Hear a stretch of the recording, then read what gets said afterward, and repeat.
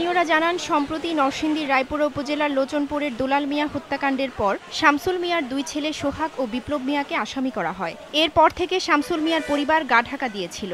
আদালত থেকে কিছুদিন আগে বিপ্লব জামিনে মুক্তি পায়। এরপর গতকাল সোমবার বিকেলে নিজ বাড়িতে আসেন বিপ্লব মিয়ার পরিবারের সদস্যরা।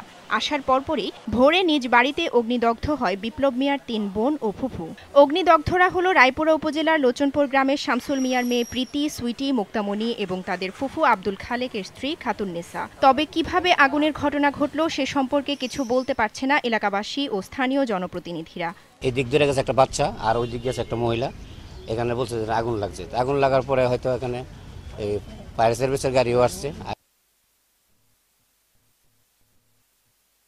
আগুন আইলো এখানে কয় মানুষে পড়ছে নাকি হারা নিজে পড়ছে না আমরা জানি না। অন্যদিকে ফায়ার সার্ভিস কর্মীরা জানান, আগুনের ঘটনা শুনে তারা ওই বাড়িতে গিয়ে কিছু কাপড়ে আগুন দেখে সাথে সাথে নিভিয়ে ফেলে, তবে কাউকে বাড়িতে পায়নি। চতুর্দিকে কেরোসিন আর পেট্রোল ঢালছে আর চতুর্দিক দিয়ে সবাই দাঁড়া রয়েছে যাতে এরা না বাড়িতে পারে। তারপরে এটা জ্বালার পরে আগুন করছে, আগুন করার পরে আবার বোমা মারছে। আর আমার বাবার কোনো ভাইও নাই, শুধু একলা, মানে বাবা মারার পর আমরা সব ফ্যামিলি মেরা তারা এই জমি বুক করব। তাদেরকে আমরা অবজারভেশনে রেখেছি।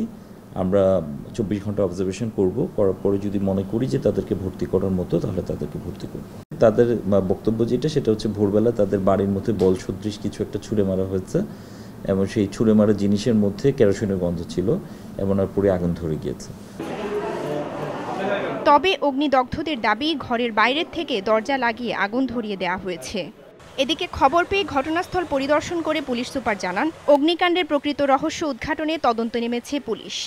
রয়েছে সেই বিরোধকে কেন্দ্র করে হত্যাকাণ্ডের ঘটনাটি ঘটেছিল, কিন্তু আজকের এখানে যে ঘটনাটি ঘটেছে এটি আসলে ভিকটিমদের সাথে জিজ্ঞাসাবাদ করতে হবে, আমাদের আরও তথ্য প্রমাণ নিতে হবে। নিশ্চিত না, এটা বিস্তারিত আরও তদন্ত করতে হবে, তদন্ত সাপেক্ষে আমরা বলতে পারবো। এ ঘটনায় এখনো পর্যন্ত কোনো মামলা হয়নি।